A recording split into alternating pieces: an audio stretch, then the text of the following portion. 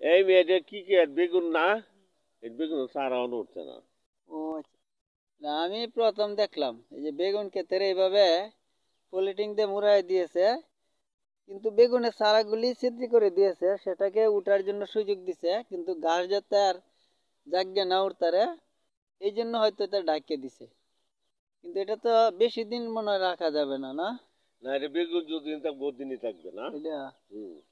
বেগুনের গাছ মরিয়া লাগা পরে এটা শেষ হইব। ও আচ্ছা আচ্ছা। মানে বেগুন এই বাঁচতে অনেক সমস্যা কষ্ট, ঘাস টাস নিরাইতে এই জামালা থেকে একবার এটা করে দিছে। প্রিয় দর্শক, আপনারা দেখতে পাচ্ছেন এটা কিন্তু ওই যে সাগরের ঢেউ না, দূর থেকে মনে হয় ওই যে পানির ঢেউ নদীর, কিন্তু এটা হ্যাঁ হ্যাঁ, হ্যাঁ, সাগর দিওয়ালা দিয়ে আইলো। কিন্তু এই যে আমি একবার কাছে থেকে দেখাই দেই, এটা কিন্তু বেগুনের চারা ওই যে ছিদ্র করে দিছে, ওখান দিয়ে বেগুন হবে, বেগুন বড় হবে। দেখছেন, এটা আসলে একটা অটোমেটিক এই বুদ্ধি। কৃষক, তুমি এদিকে আসো।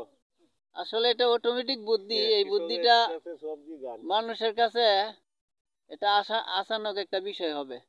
এটা কিন্তু দূর থেকে ভিডিওটা দেখলে মনে হবে যে এখানে মনে হয় পানি বা সাগরের ঢেউ, কিন্তু আসলে এই টেকনিক্যালটা যে কাজে লাগাইছে উনি বা কই থেকে দেখছে, এই বিষয়টা যদি একটু জানতাম। আপনি করছেন এটা? কে করছে? ও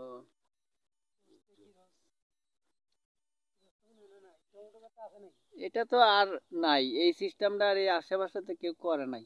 আছে। কোনে? এমনি করছে বেশি। অন্য দিকে না? স্কুলের যে কৃষক এই মাথার মাঝে এই চিন্তাধারাটা আনছে, যদি উনি সাকসেস হয় ওনার দেখা দেখি হয়তো আরো অনেকে করবে।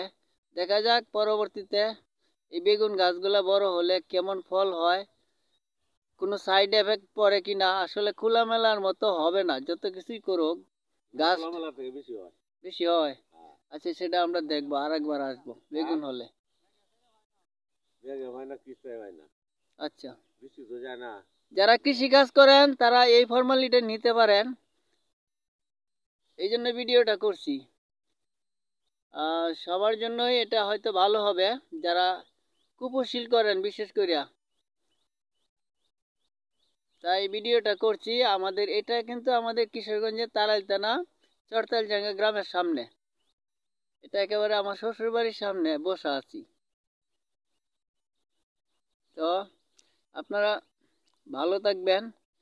আর এই ফর্মালিটি আমার ভালো লাগছে, তাই আমি এখানে বসলাম, একটু ভিডিও করলাম, যে আপনাদের বিষয়টা জানাই।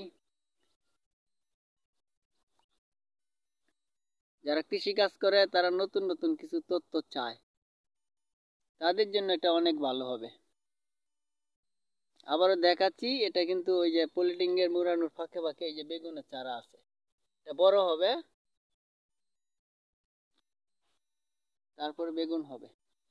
ভালো থাকবেন সবাই, শুভকামনা রইল। আল্লাহ হাফেজ।